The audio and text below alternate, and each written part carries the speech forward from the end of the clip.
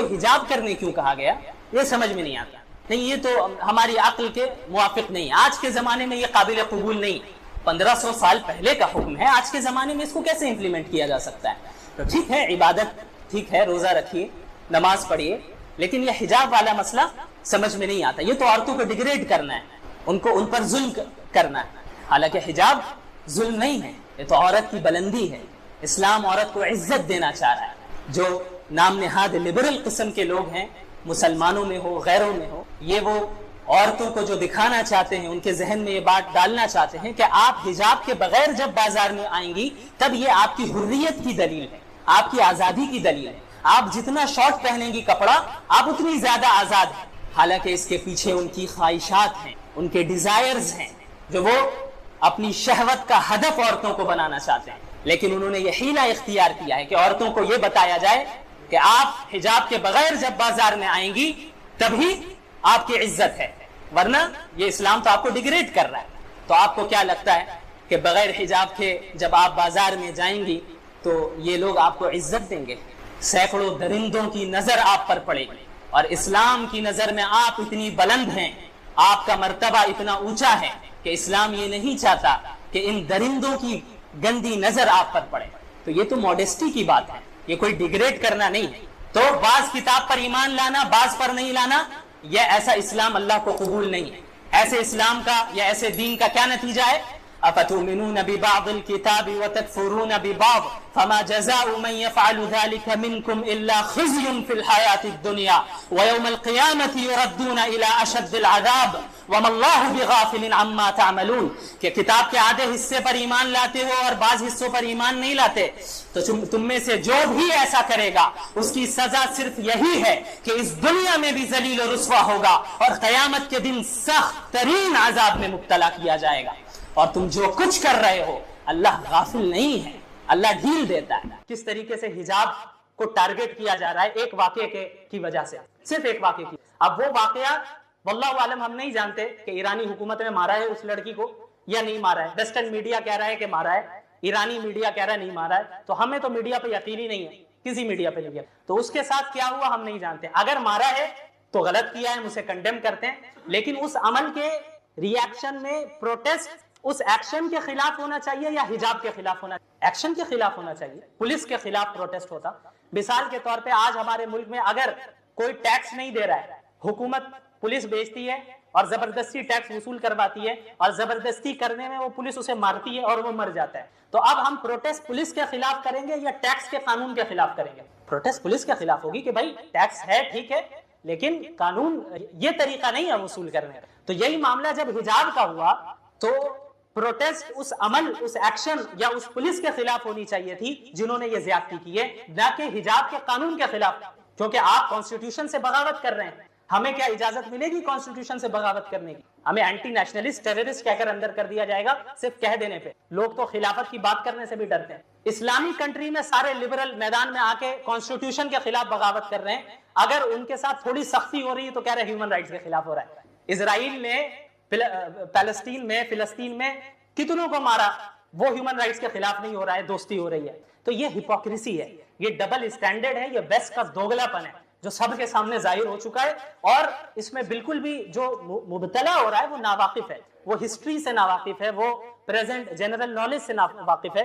آج پوری دنیا کا زور اس پر ہے کہ کس طریقے سے مسلمان عورتوں کو دین کا باغی بنایا ہے, اور اسی لیے نعرے لگائے جا رہے ہیں جھوٹے فریڈم کے, جھوٹی آزادی کے, کہ بھائی آپ حجاب میں ہیں آپ غلام ہیں, آپ حجاب اتاریں گی آپ آزاد ہیں, آپ اپنے شوہر کی اطاعت کر کے گھر کا کام کر رہی ہیں یہ غلامی ہے, جب آپ باہر نکل کے جاب کریں گی یہ آزادی ہے. آپ اگر کچھ کرنا چاہتی ہیں اور مذہب رکاوٹ بن رہا ہے آپ رک جا رہی ہیں یہ غلامی ہے. جب آپ مذہب کے پابندیوں کو توڑ کر ان چیزوں کو کرنے لگ جائیں جو آپ کی خواہش ہے تب آپ آزاد ہیں. یہ دھوکہ ہے اور بہت بڑا دھوکہ ہے, بہت خطرناک دھوکہ ہے. اتنا خطرناک دھوکہ ہے کہ یاد رکھے اگر اس چیز کو ہم نے اختیار کر لیا اور اسی حالت میں خدا نخواستہ موت آ گئی تو پھر سمجھ میں آ جائے گا کہ کون کامیاب تھا اور کون نہ. یہ دراصل مغربی دنیا آپ کو اپنی غلامی کی طرف بلا رہی ہے اور کچھ نہیں. اب آپ خود اندازہ لگائیں کہ آپ حجاب کو اپنی ڈگنیٹی کے طور پہ پہن رہی ہیں, آپ حجاب کو اپنے وقار کے طور پہ پہن رہی ہے کہ کوئی بھی مرد کے اندر یا اس کے پاس یہ حق نہیں ہے کہ میری طرف غلط نگاہ اٹھا کر دیکھے. قیمتی چیزوں کی طرف ہر ایک کو دیکھنے کی اجازت نہیں ہوتی, اس کو چھپائے کے رکھا جاتا ہے. مغربی دنیا یہ کہہ رہی ہے حجاب اتارو تاکہ ہم تمہیں دیکھ سکیں. اب آپ بتائیے وقار کے خلاف حجاب کو پہننا ہے یا وقار کے خلاف حجاب کو اتارنا ہے؟ خود طے کریں. کوئی بھی سلیم الفطرت انسان, کوئی بھی منصف مزاج, کوئی بھی نیوٹرل ذہن رکھ کر سوچنے والی عورت یہی فیصلہ کرے گی کہ بھائی حجاب دراصل عورت کے وقار کے موافق. یہ مغربی دنیا جو عورت کو دراصل حجاب اتار کر لوگوں کے سامنے منظر عام پر لانا چاہ رہی ہے, دراصل اپنی خواہشات اور اپنی درندگی کو پورا کرنا چاہتی ہے, اور ہمارا غلط استعمال ہو رہا ہے, ہمیں بیوقوف بنایا جا رہا ہے. آپ خود اندازہ لگائے, ایک عورت جو شوہر کی اطاعت کرتی ہے اور اپنے گھر کا نظام سنبھالتی ہے, برتن بھی دھو رہی ہے, کھانا بھی بنا رہی ہے, گھر کو صاف بھی کر رہی ہے, شوہر کی خدمت بھی کر رہی ہے, مغربی دنیا کے نزدیک یہ عورت کیا ہے؟ غلام. اب یہی عورت اگر باہر نکل کے کسی مساج پارلر میں مساجر بن جائے جہاں سینکڑوں مردوں کو مساج کر کے خدمت کرے, یا یہی عورت کسی فلائٹ میں جا کر ایئر ہوسٹس بن جائے جہاں سینکڑوں نامحرم مردوں کے سامنے کھانا پروسے, یہ عورت مغربی دنیا کے نزدیک بولا یہ آزاد ہے. اب آپ بتائیے کیسا دوگلا پن ہے. آپ خود طے کیجیے کہ ایک مرد کی خدمت کرنا اور اپنے گھر کی خدمت کرنا یہ آزادی ہے, یہ غلامی ہے, یا یہ کہ سینکڑوں مردوں کی راستے میں خدمت کرنا جاب کر کے یہ آزادی ہے یا یہ غلامی؟ خود طے کریں. کوئی بھی عاقل عورت یہ نہیں کہے گی کہ بھئی میں اپنے گھر کو چھوڑ کر باہر کسی عورت یا کسی مرد کی خدمت کرنے جاؤں. کیوں جاؤ گے؟ اللہ رب العالمین نے میری فائنینشیل ذمہ داریاں پوری مردوں کے حوالے کی. بیٹی ہے تو باپ کے ذمے کہ پوری جو ہے مالی ذمہ داریوں کو پورا کرے, شوہر ہے تو شوہر کے ذمے, باپ بھی نہیں ہے شوہر بھی نہیں ہے تو بھائی کے ذمے. اللہ رب العالمین نے تو یہ برڈن اور یہ بوجھ دیا ہی نہیں عورتوں کو جو مغربی دنیا دے رہی ہے. لہٰذا کبھی بھی ویسٹرن دنیا کے جھوٹے نعروں پر اور دلکش نعروں سے متاثر ہو کر ایمان نہ بیچیے. بھائی شراب کی بوتل پہ آپ زمزم لکھ دیں تو وہ زمزم تھوڑی ہو جائے گی, تو شراب ہی دیں گے. آزادی بڑی اچھی چیز ہے, انسان کو آزادی کا بڑا وہ فطرت ہے کہ بھائی مجھے وہ کرنے کی آزادی ملنی چاہیے جو میں چاہتا ہوں, لیکن آزادی کے نام پہ جب اللہ سے بغاوت سکھائی جا رہی ہو, لبرٹی کے نام پہ اللہ سے مقابلہ اور محاذ آرائی کرنا سکھایا جا رہا ہو, تو پھر کیا ہوگا؟ انجام یہی ہوگا کہ ہم ابلیس والے بن جائیں گے, شیطانی طاقتوں والے بن جائیں گے اور بالآخر جہنم میں جانا ہے. پھر اس وقت جب ہم کہیں گے کہ شیطان کی وجہ سے آئے, شیطان کیا کہے گا؟ لا تلومونی ولوموا انفسکم, مجھے ملامت مت کرو, اپنے آپ کو کرو. میں نے تو تمہیں صرف دعوت دی تھی گناہ کی طرف, چل کے تو تم خود ہی آئے, میں نے زور زبردستی تو نہیں کرایا. شیطان بھی دامن ڈالے گا.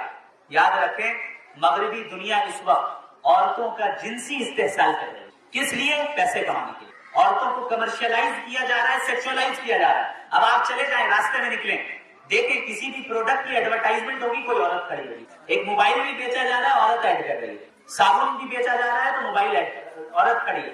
شیمپو بھی بیچا جا رہا ہے تو عورت کھڑی ہے. اور کیسے کھڑی ہے؟ باحجاب نہیں, نیم برہنہ ہو کر کھڑی, آدھے کپڑے اتار کے کھڑی ہے. کیوں؟ کیونکہ تاکہ لوگ ان خواتین کو دیکھ کر ان پروڈکٹس کو خریدنے پہ مجبور ہو, لوگ متاثر ہو, ان خواتین کی طرف مائل ہو. آپ جائیں فلائٹس میں, اکثر ایئر ہوسٹس عورتیں ہوتی ہیں. کیوں ہوتی ہے بھائی؟ مرد بھی تو ہو سکتے ہیں لیکن زیادہ عورتیں ہوتی ہیں. کاؤنٹر پہ چلے جائیں گے آپ کو عورتیں نظر آئیں گی. بھائی کیا وجہ؟ اور عورتیں بھی اسکرٹ پہن کے ہوں گی, کیا وجہ ہے؟ فل پینٹ پہننے میں کیا پرابلم ہے؟ پورے جسم کو چھپانے میں کیا پرابلم ہے؟ یہ پورا ایک دراصل ایک جال ہے کہ آپ عورتوں کو سیکشولائز کر کے لوگوں کو مائل کریں اور اپنے پروڈکٹ کو بیچیں, اپنے ٹکٹس کو بیچیں, اپنی چیزوں کو بیچیں. اب آپ یہ بتائیے یہ غلامی ہے؟ یہ غلامی نہیں ہے تو اور کیا ہے؟ کہ ہم چند کمپنیوں کے لیے, چند کمپنیوں کے پروڈکٹس کو بیچنے کے لیے اپنے جسم کی نمائش کر رہے ہیں. یہ حقیقی غلامی ہے.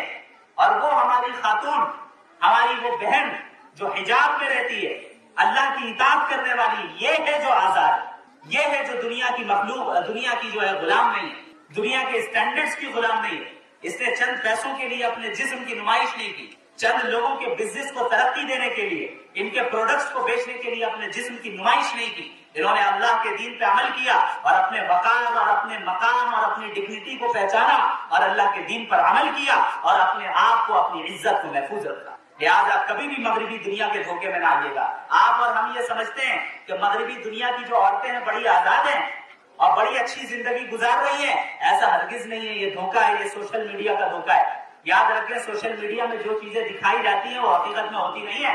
یہ بھی ایک مسئلہ ہے کہ ہم جب دیکھتے ہیں ریلز میں، ویڈیوز میں کہ فلاں سوشل میڈیا انفلوئنسر اتنی لگژریس لائف گزار رہا ہے، اس کے پاس فراری ہے، اس کے پاس BMW ہے، اس کے پاس کھلا گاڑی ہے، تو ہماری بھی کیا ہوئی؟ اب خواہشات بڑھنے لگ گئی. اب بھائی ہمارا شوہر اس کیپیبل نہیں ہے کہ BMW لائے، اب ہم اس کے اوپر زبردستی دباؤ ڈال لیں. ہمیں تو BMW چاہیے، ہمیں تو ویسا گھر چاہیے جیسے ہم ویڈیو میں دیکھ رہے ہیں. اب کیا ہو رہا ہے؟ گھر ٹوٹ رہے ہیں. ایک انسان ظاہر ہے جتنی استطاعت ہے اتنا ہی خرچ کرے گا.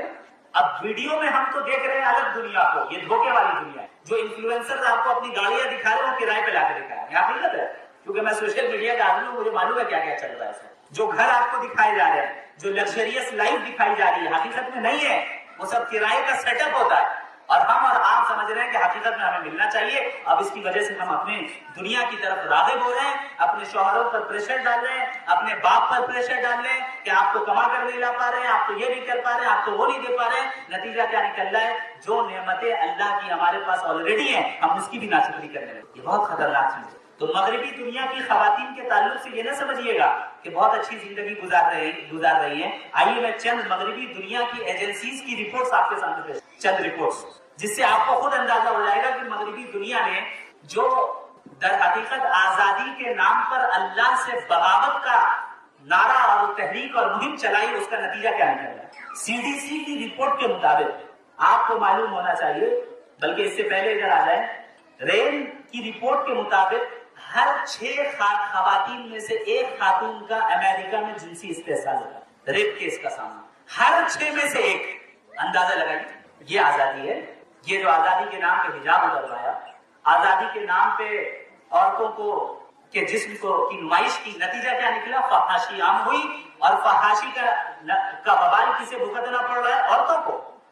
ریپ کیسز کا سامنا کیوں کرنا پڑ رہا ہے ویسٹرن دنیا میں؟ عورتوں کو. ہر 6 میں سے ایک خاتون ایسی ہے جسے ریپ کیس کا سامنا کرنا. یہ ان کی اپنی رپورٹ. یورپین یونین کی رپورٹ کے مطابق 33% خواتین تشدد کا سامنا کرتی ہیں مغربی دنیا. وہ مغربی دنیا جو ہم سمجھ رہے ہیں بڑے فارورڈ ہے، بڑے جو ہے ترقی یافتہ ہے، ڈیولپڈ ہے، وہاں کی خواتین میں 33% خواتین کو تشدد کا سامنا کرنا پڑ رہا ہے، وائلنس کا سامنا کرنا پڑ رہا ہے. بعض رپورٹس کے مطابق جو خواتین جاب کرتی ہیں ان میں سے 80% خواتین کو اپنے آفس میں یا جہاں بھی وہ جاب کر رہی ہے جنسی ہراسانی کا شکار ہونا. یہ ہے در حقیقت عورت کا مقام مغربی دنیا کی نظر میں، جس مغربی دنیا کو دیکھ کر ہم اس کی طرف لپک رہے ہیں، بھاگ رہے ہیں. سمجھ ہم کیسے اختیار کر لیں اس کلچر کو اور اس نظام کو. یہ انجام ہے. $100 بلین سے زیادہ پیسے خرچ کیے جا رہے ہیں صرف فحاشی کو پروموٹ کرنے میں، غلط ویڈیوز بنانے میں، غلط فوٹوز بنانے میں. $100 بلین سے زیادہ. کیوں؟ تاکہ اس سے پیسے جنریٹ ہو. کون کما رہا ہے؟ ایک مخصوص مافیا ہے جو عورتوں کا جن استحصال کر کے سینکڑوں بلین ڈالرز کو گھر بیٹھے کما رہے ہیں. اب ظاہر عورتوں کو تو استعمال کرنا تھا، تو اب ایسے جھوٹے نعرے بنا دو جس سے وہ اس میں مبتلا ہو کر ہمارے جال میں پھنس کے آ جائے. نعرے لگائے گئے آزادی کے. بھائی تم غلام ہو. آزادی اس وقت ہوگی جب کہو میرا جسم میری مرضی، میں جو چاہوں وہ کروں. یہ میرا جسم میری مرضی اسی انڈسٹری کی جو ہے یہ در حقیقت چال ہے کہ اس پورن انڈسٹری سے، اس فحاشی والی انڈسٹری سے $100 بلین سے زیادہ جنریٹ کرتے ہیں اپنے پیسوں کو کمانے کے لیے عورتوں کا غلط. یہ ہے مغربی دنیا. اب آگے آ جائیں. فیملی اسٹرکچر، خاندانی نظام مغربی دنیا کا کیا ہے؟ CDC کی رپورٹ کے مطابق جتنی ولادتیں، جتنے بچے پیدا ہو رہے ہیں اس وقت مغربی دنیا میں، 40% بچے وہ ہیں جو آؤٹ سائڈ میرج پیدا ہو رہے ہیں، یعنی جنہیں پتہ ہی نہیں ان کا باپ کون ہے، زنا کی اولاد جسے. اب جب اولاد الزنا پیدا ہو رہی ہے، جب ایسی اولاد پیدا ہو رہی ہے جنہیں معلوم نہیں ہے، 40%، 100 میں سے 40% وہ ہے جنہیں اپنے باپ کا پتہ نہیں، زنا اور فحاشی کے نتیجے میں. اب کیا ہو رہا ہے؟ یہ جو نسل آ رہی ہے یہ مینٹل بیماریوں میں مبتلا ہو رہی ہے. علم نفسیات کے تحت، سائیکولوجی کے تحت جدید رپورٹس یہ بتاتی ہے کہ وہ بچے جن کو اپنے والد کا پتہ نہ ہو، وہ اپنے آئیڈینٹی کے کرائسس میں مبتلا ہو جاتے ہیں، احساس کمتری میں مبتلا ہوتے ہیں. اور اکثر جرائم کرنے والے لوگ اسی طبقے سے ہوتے ہیں، چونکہ انہیں سپورٹ نہیں ملی، इमोशनल सपोर्ट जो बाप की तरफ से, माँ की तरफ से मिलनी चाहिए। और बाप माँ दरअसल बच्चे के लिए एक आइडेंटिटी होती है ना, पहचान। भाई मैं फुला का बेटा हूँ, फुला का बेटी हूँ, फुला की बेटी हूँ। वो पहचान जब मफकूद हो गई तो नतीजा क्या निकल रहा है कि वो बच्चे मेंटली भी, मेंटल हेल्थ उनकी खराब हो रही है और वो गुनाहों और क्राइम की तरफ जा रहे हैं। जितने क्राइम इस वक्त जो है वेस्टर्न दुनिया में हो रहे हैं, उनको करने वालों की अक्सरियत यही औलादो जिना। कैसे आप देखें पूरा मुआशरा तबाह हो रहा है। अब आप आ जाएं ONS की रिपोर्ट के मुताबिक यूके में, यूनाइटेड किंगडम में 50% शादी जो है फेल हो जाएगी। 100% में से 50% घर टूट जा रहे हैं। जाहिर है टूटेंगे, क्योंकि अल्लाह ने तो रिस्पॉन्सिबिलिटी तकसीम की थी ना। हमने क्या की कि हर एक चीज दोनों पे लाती। शौहर अपना कमाने के लिए जा रहा है, औरत अपनी कमाने के लिए जा रही है, बच्चों को इंस्टीट्यूशन के हवाले कर दिया, न तरबियत है न कुछ है। ये भी थक कर आ रही है, वो भी थक के आ रही है, घर में खाना कौन बनाएगा, घर का निजाम कैसे चलेगा।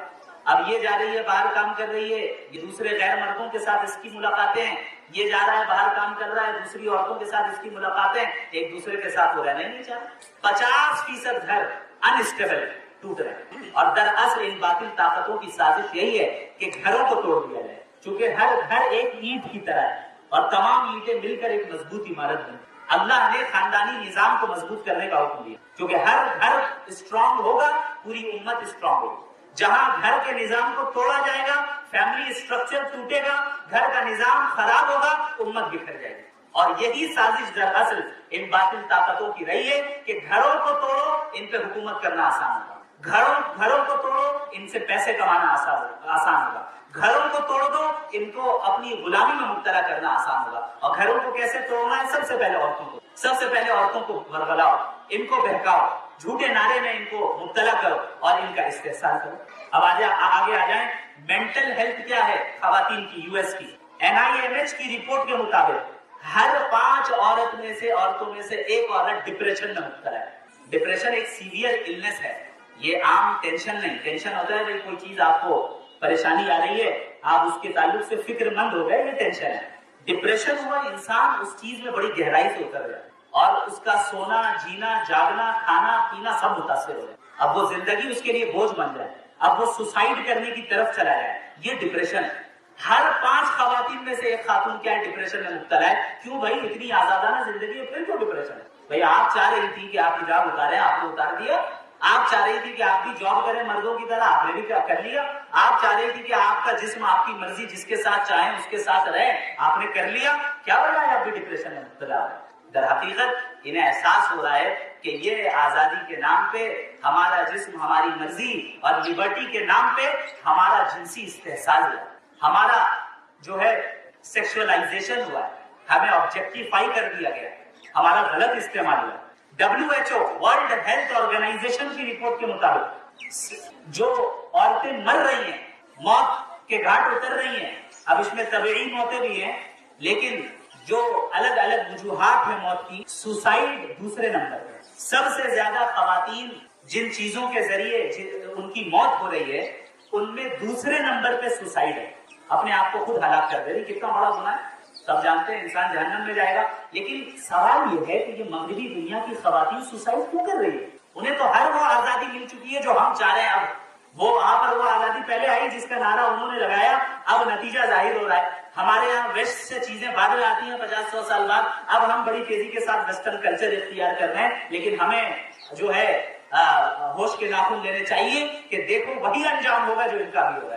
खवातीन डिप्रेशन में मुब्तला है, सुसाइड कर रही है। हार्वर्ड यूनिवर्सिटी की रिपोर्ट के मुताबिक 60% खवातीन ऐसी हैं जो अपने अंदर वहशत और तन्हाई महसूस, तमाम तर लग्जरियस लाइफ होने के बावजूद, तमाम तर अपने मन के मुताबिक जिंदगी गुजारने के बावजूद 60% खवातीन लोनलीनेस, तन्हाई और वहशत में मुब्तला है। दिली सुकून, क्योंकि दिली सुकून कैसे हासिल होगा? मैंने बताया आपको, अला बिज़िक्रिल्लाहि तत्मइन्नुल क़ुलूब, अल्लाह की याद से दिलों को इत्मीनान होता है, अल्लाह के दीन पर कायम रहने से दिलों को इत्मीनान होता है। ये तो दुनिया वाले बता रहे हैं कि पैसे आ जाए तो इत्मीनान हासिल हो जाए, नहीं, झूठ है।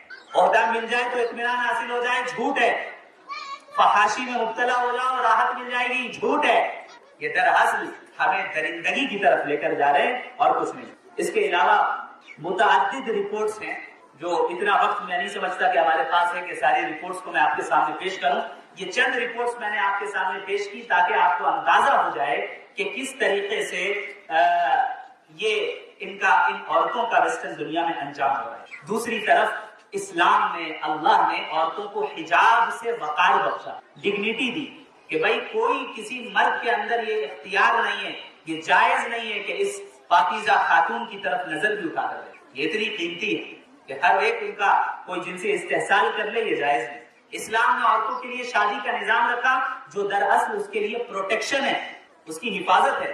شوہر اس بات کا پابند ہے کہ اس کے حقوق ادا کرے اور اس کی حفاظت کرے، پروٹیکٹ کرے۔ اللہ کے نبی نے فرمایا صلی اللہ علیہ وسلم، خیرکم خیرکم لأہلہ وانا خیرکم لأہلی، تم میں سب سے زیادہ بہترین شخص وہ ہے جو اپنی عورتوں کے ساتھ حسن سلوک کرے، اپنی بیویوں کے ساتھ حسن سلوک کرے، اپنے گھر والوں کے ساتھ حسن سلوک کرے، اور میں سب سے زیادہ تم میں اپنے گھر والوں کے ساتھ حسن سلوک کرنے والا ہوں۔ اللہ کے نبی نے بار بار فرمایا استوصوا النساء بخیر، لو عورتوں کے ساتھ اچھا معاملہ کرنا۔ میں عورتوں کے لیے اچھی نصیحت کر کے جا رہا ہوں، میں عورتوں کے ساتھ تمہیں حکم دے رہا ہوں کہ ان کے حقوق کی ادائیگی کرو۔ اتقوا اللہ فی النساء، اتقوا اللہ فی النساء، اتقوا اللہ فی النساء، عورتوں کے معاملے میں اللہ سے ڈرتے رہنا، عورتوں کے معاملے میں اللہ سے ڈرتے رہنا، عورتوں کے معاملے میں اللہ سے ڈرتے رہنا۔ بار بار نبی کریم نے فرمایا صلی اللہ علیہ وسلم کہ عورتوں کی حفاظت ہو، ان کے وقار کی حفاظت ہو، ان کی عزت کو بچایا جائے۔ لہذا اس چیز کو آپ سمجھیں،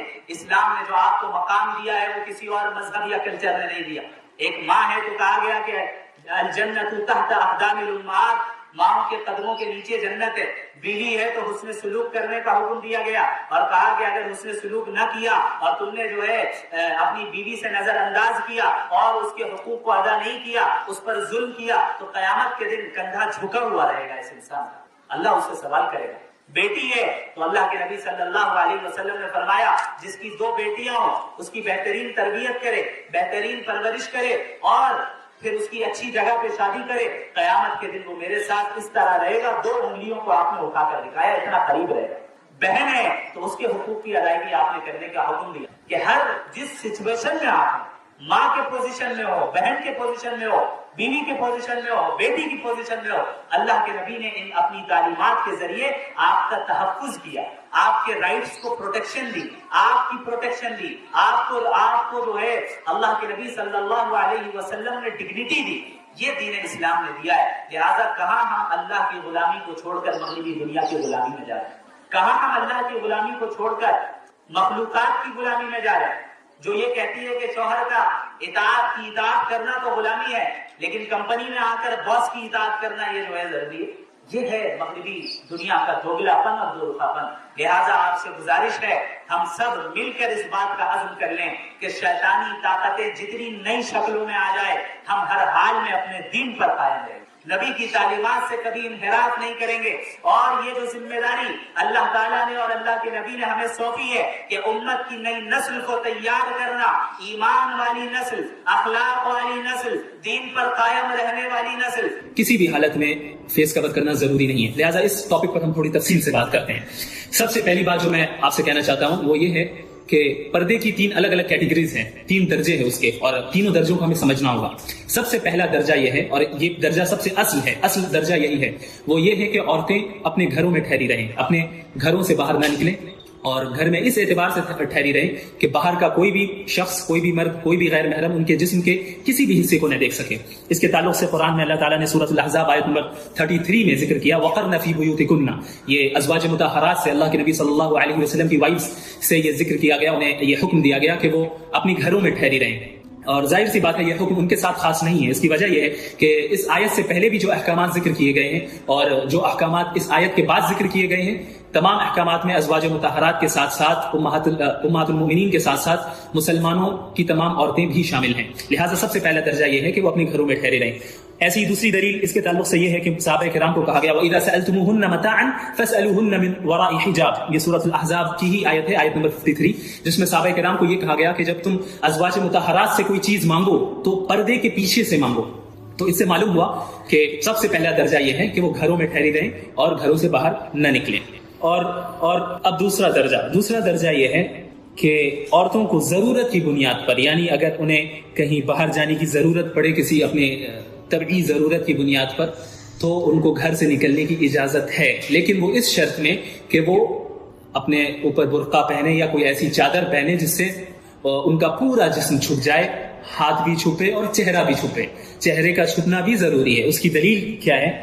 اللہ تعالیٰ نے سورۃ الاحزاب میں آیت نمبر 59 میں کہا، یا ایھا النبی قل لازواجک وبناتک ونساء المؤمنین یدنین علیہن من جلابیبہن، کہ یا رسول اللہ، اے اللہ کے نبی، آپ اپنی عورتوں سے، اپنی بیویوں سے کہیے، اپنی بیٹیوں سے کہیے اور مسلمانوں کی تمام عورتوں سے کہیے کہ وہ اپنے اوپر جلباب ڈال دے، جلباب لٹکا لے۔ اب یہ جلباب کیا چیز ہے؟ تو اس کے تعلق سے علامہ ابن حزم رحمۃ اللہ علیہ نے اپنی کتاب المحلہ میں ذکر کیا کہ جلباب اس کپڑے یا اس چادر کو کہتے ہیں جس کے ذریعے سے عورت اپنے پورے جسم کو چھپا لے، نہ کہ اپنے بعض جسم کو چھپائے، یعنی آدھا جسم ڈھاکے رہے آدھا کھلا رہے، اسے جلباب نہیں کہتے۔ جلباب اس چادر کو کہتے ہیں جس کے ذریعے سے پورا جسم چھپ جائے۔ اور اسی طریقے سے حضرت عبداللہ بن عباس رضی اللہ تعالی عنہ سے بھی روایت مروی ہے۔ علامہ ابن جریر طبری نے بھی اپنی تفسیر میں اسے اچھی طرح ذکر کیا ہے کہ یدنین علیہن من جلابیبہن کا مطلب یہ ہے کہ عورتیں وَهُوَ أَن یغطین وجوہہن ورؤوسہن، کہ اپنے سر کو بھی ڈھانپے اور اپنے چہرے کو بھی ڈھانپ لے۔ اور اسی طریقے سے علامہ ابن کثیر نے بھی تفسیر ابن کثیر میں اس کا ذکر کیا کہ یدنین علیہن من جلابیبہن کا مطلب ہی یہ ہے کہ اپنے چہرے کو کور کر لے۔